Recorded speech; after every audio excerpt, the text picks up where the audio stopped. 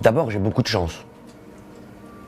Regardez-moi bien, tout autant qu'on est, j'ai beaucoup de chance d'être là, d'avoir réussi à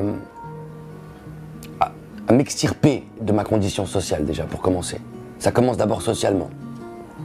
Parce que moi, je suis venu d'une famille très pauvre, de banlieue parisienne, d'Aulnay-sous-Bois, dans une cité qui s'appelle les 3000, qui est une cité très dure, qui n'a pas une cité, qui est un département carrément très dur, où les lois de survie ne sont pas les mêmes, où les chances de réussite ne sont pas les mêmes, où les destins malheureusement ne sont pas les mêmes, quoi.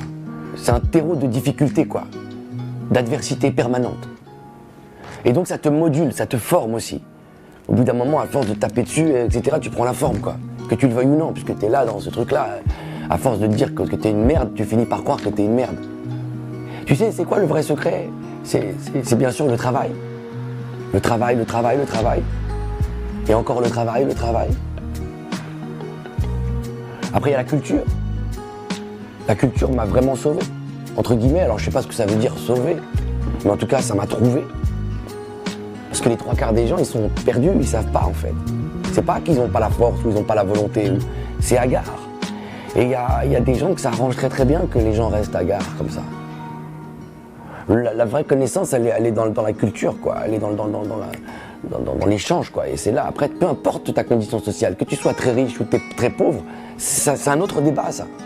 C'est un autre débat. Tu es très riche quand tu es cultivé, en fait. Tu es très armé quand tu sais. Peu importe le niveau de ton compte en banque, on s'en fout de ça. Malheureusement, c'est pas comme ça. Chez moi, il y a un jeune qui vient de mon quartier, là, qui s'appelle Olivier, et j'aurais aimé que ce soit maman-papa, frère. Si tu savais.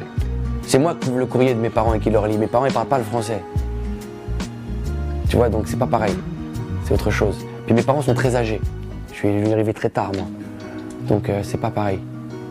J'aurais envie de te dire, fais ce que tu ressens. Fais ce que tu sens qui est bon pour toi. Ce qui était bon pour moi n'est pas automatiquement bon pour toi. Je peux te parler de mon expérience comme je suis en train de le dire là, mais on n'aura pas les mêmes parcours. Non, tu vas pas y aller en tapis volant non plus, avec la princesse et tout ça, non? Donc tu vas en économique, dans un avion petit comme ça, tu serres un peu les fesses, et tu vas en mode humilité, et tu vas pour apprendre. Donc, et puis d'ailleurs, c'est dans ce contexte-là que tu vas tirer le meilleur de toi. Parce que si tu y allais dans trop de confort, c'est pas bon non plus, il faut avoir faim quand même.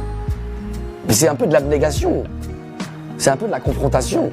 Il y a de la douleur dans tout ça, c'est pas genre j'y vais sur un pied avec une corde et en même temps j'ai 2 assistants avec qui portent le café. Non, tu y vas en disant t'incantes les dieux, non, pour que ça se passe bien pour toi. Donc, et puis tu travailles dur.